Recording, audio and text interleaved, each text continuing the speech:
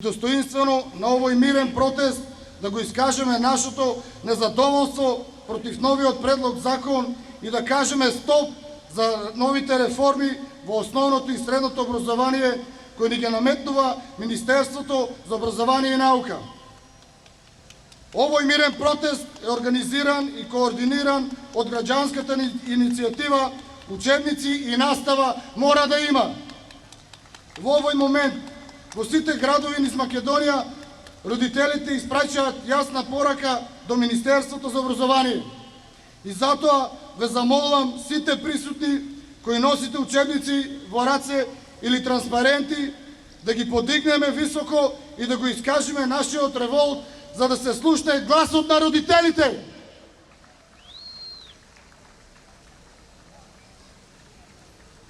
Почитувани медууми, ве молам да ја снимите и јавно да ја пренесете оваа порака на родителите за своите деца. Од вакви учебници печатени сакаме да учиме и да се образуваат нашите деца.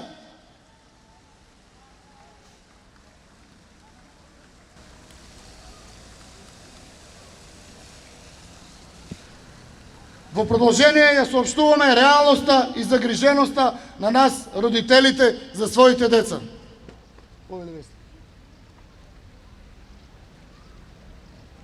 Почитувани сограѓани, мајки, татковци, баби, дедовци, почитувани медиуми и сите останати. Денес овде се собравме сите заедно и едногласно да го искажеме нашето незадоволство за нашите реформи во образованието. Овде не сме како членови на политички партии. Овде не е важно каква националност, религија, вера сме, туку сме за иднината на нашите деца. Реформи да, потребни се. Вистина е дека децата се преоптоварени со непотребни информации кои се дел од моменталните учебници. Но одскокнувањето во образовниот процес, воведувањето на целосна дигитализација, кратење предмети, историја, работа со компјутери, англиски јазик, а посебно мајчиниот јазик и отфрлање на учебниците и нивна замена со дигитални уреди и незаконски замислени интерактивни часови. Не се решение за напредок во образованието на нашите деца. Од една страна промовираме еднаквост, недискриминација, од друга страна внесуваме сензитивни предмети кои подлежат на нееднаквости и дискриминација. Учење преку мултимедијални содржини, преку дигитални помагала, а на децата од социјалните ранливи категории училиштата ќе им испечатат мини учебници скрипти. Па еве јавно да ја прашам министерката каде е тука еднаквоста помеѓу децата. Тука има родители кои не спаѓаат во ранливи категории, па сепак едва и врзуваат крај со крај за да го поминат месецот. Дали министерката е запознаена со моменталната цена на уредите на IT маркетите?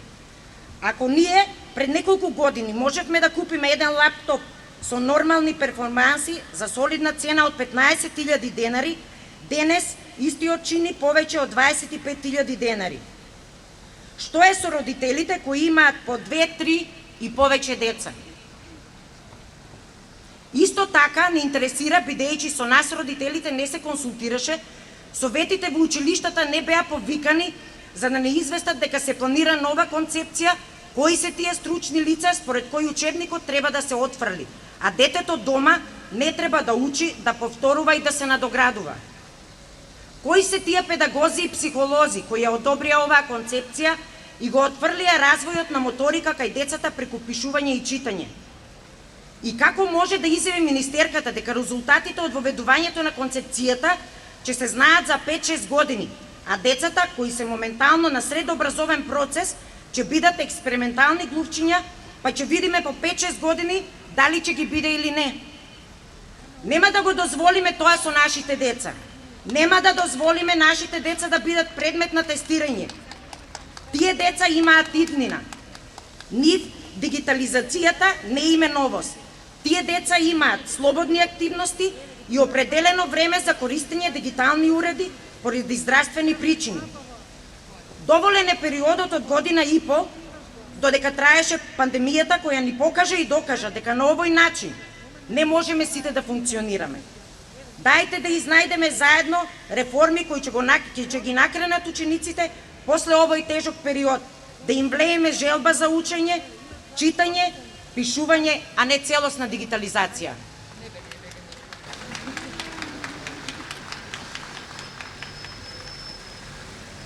Ние, како граѓанска иницијатива, учебници и настава мора да има. Имаме предлог барање до Министерството за образование и наука и цврсто стоиме до нашите барања, кои што се следните. Точка 1. Хартиени учебници задолжително да останат во употреба, и тоа за сите оделенија во основното и во средното образование. Како точка 2. Да се исклучи сеопфатното родово сензитивно образование во основното образование. Како точка 3. Етика на религиите да остане како изборен предмет. Како точка 4. Да не се спојуваат два или повеќе наставни предмети во еден. Како точка 5.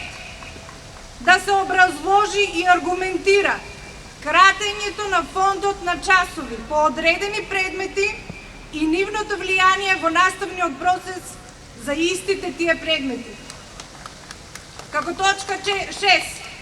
Да се создадат соодветни услови за инклузија, т.е. вклучување на децата со попреченост, со хендикеп и со посебни потреби. Како точка 7. Да се креират протоколи за одржување на настава со физичко присуство и тоа во услови на пандемија. И како точка 8, задолжително учество на сите представници од групата и од граѓанскиот сектор во работната група која што учествува во измените на законот.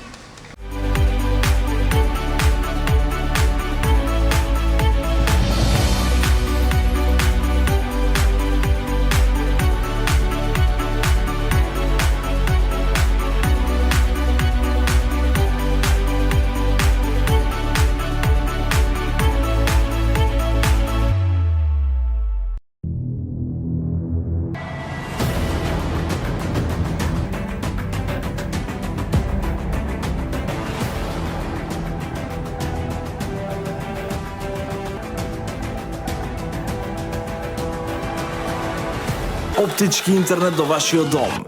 Само со Инел.